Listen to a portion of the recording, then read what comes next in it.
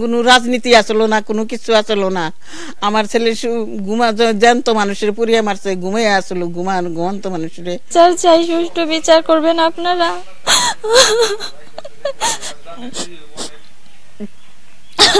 দুর্বৃত্তদের দেওয়া স্কুল বাসে অগ্নিদগ্ধ হওয়ার 4 দিনের মাথায় মৃত্যু হয়েছে পারভেজ খানের। একমাত্র উপার্জনক্ষম ব্যক্তিকে হারিয়ে নিঃস্ব হয়েছে এই পরিবারটি। কান্না থামছেই না মা ও মেয়ের। মানিকগঞ্জের শিবালয় উপজেলার ফলসাটিয়া এলাকায় চলতি মাসের 13 তারিখ দিবাগত রাতে দাঁড়িয়ে থাকা অবস্থায় একটি স্কুল বাসে দুর্বৃত্তদের আগুনে দগ্ধ হয় বাস চালক পারভেজ খান। খবর পেয়ে পুলিশ দগ্ধ চালককে প্রথমে মানিকগঞ্জ সদর হাসপাতালে ভর্তি করে। পরে অবস্থার অবনতি হওয়ায় তাকে ঢাকা মেডিকেল কলেজ হাসপাতালের বার্ন ইউনিটে স্থানান্তর করা হয়। সেখানে আজ সকালে তার মৃত্যু হয়।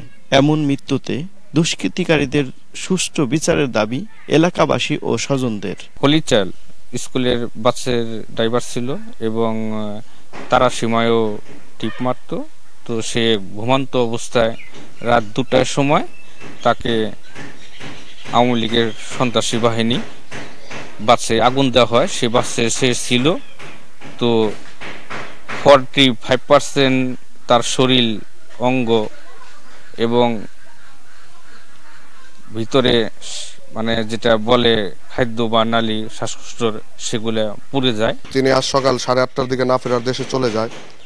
এর জন্য আমরা আন্তরিকভাবে খুবই মর্মাহত হয়েছি এবং এলাকাবাসী আশেপাশের বিভিন্ন যারা লোকজন আছে সবাই এই বিষয় নিয়ে অনেক দুঃখ ভারাক্রান্ত মন নিয়ে আছে। কোনো রাজনীতিতে নাই, সুষ্ঠু বিচার চাই আমি এটার। সাধারণ ড্রাইভার আমার আব্বু গাড়ি চালায়, একমাত্র উপার্জন করে আমার আব্বু বাড়িতে। এটা সুষ্ঠু বিচার চাই। কারা মাইরা ফেলাইছে ষড়যন্ত্র করে আমার আব্বুরে আগুন দিছে গাড়িতে। আমি এটার বিচার চাই, সুষ্ঠু বিচার করবেন আপনারা। আমি সূক্ষ্ম বিচার চাই। আমার ছেলে জ্যান্ত মানুষের পুড়িয়ে মারছে, আমার কোনো রাজনীতি আসলো না, কোনো কিছু আসলো না। আমার ছেলে জ্যান্ত মানুষের পুড়িয়ে মারছে, ঘুমিয়ে আসলো ঘুমন্ত মানুষের পুড়িয়ে মারছে। আমি সূক্ষ্ম বিচার চাই। আমি এক ছেলে, এক মেয়ে ও স্ত্রীকে রেখে না ফেরার দেশে চলে গিয়েছেন পারভেজ খান। নিঃস্ব হয়েছে সংসারটি। কে দিবে এ ক্ষতিপূরণ? মোহাম্মদ ইউসুফ আলী, সময় সংবাদ, মানিকগঞ্জ।